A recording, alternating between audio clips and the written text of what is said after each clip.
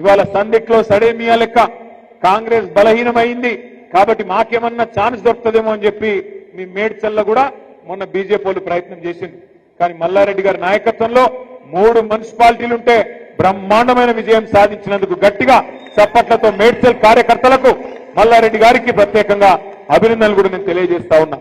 రేపు ఇక్కడ కార్పొరేషన్ ఎలక్షన్లలో కూడా 16 చేసుకున్నా, 20 చేసుకున్నా, 25 చేసుకున్నా, ఎన్ని చేసుకున్నా గెలిచేది ఖచ్చితంగా గులాబీ జెండానే. ఖచ్చితంగా గెలిచేది మళ్ళీ కార్పొరేషన్ మీద ఎగిరేది గులాబీ జెండానే. ఎందుకంటే హైదరాబాద్ ప్రజలు విసిగిపోయి ఉన్నారు.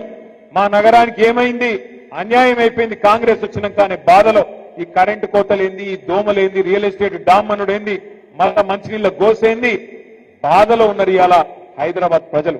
అందుకే దయచేసి నేను ఇక్కడికి వచ్చిన మా నాయకులు, మా సోదరులందరినీ, సోదరిమణులందరినీ కోరుతా ఉన్నా, ఎలక్షన్లు సెప్టెంబర్లోనో అక్టోబర్లో పెడతారట.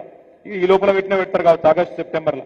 సరే, ఇప్పటి నుంచే పనిలో ఉండుంది, ఇప్పటి నుంచే కలువుని జనాలను గుర్తు చేయండి. మనం 1,00,000 డబుల్ బెడ్రూమ్ ఇల్లు కట్టినాం హైదరాబాద్ లో. వీళ్ళు వచ్చినాక 2.5 ఏళ్లలో ఒక్కటంటే ఒక ఇల్లు కట్టలే, ఒక ఇల్లు మంజూరు చేయలే. ఒక్క ఇల్లు కట్టకపోగా వేలాది ఇల్లు కూలగొట్టింది. ఈ రోజు కూడా కూలగొడుతూనే ఉన్నారు. గరీబోళ్ల వ్యతిరేక ప్రభుత్వం ఇది, బుల్డోజర్ ప్రభుత్వం ఇది. ఇట్లాంటి ప్రభుత్వాన్ని కొనసాగనిస్తే, వాళ్ళ కార్పొరేషన్లో ఓటేస్తే నీ ఇల్లే కూలగొడతాడని చెప్పాలి.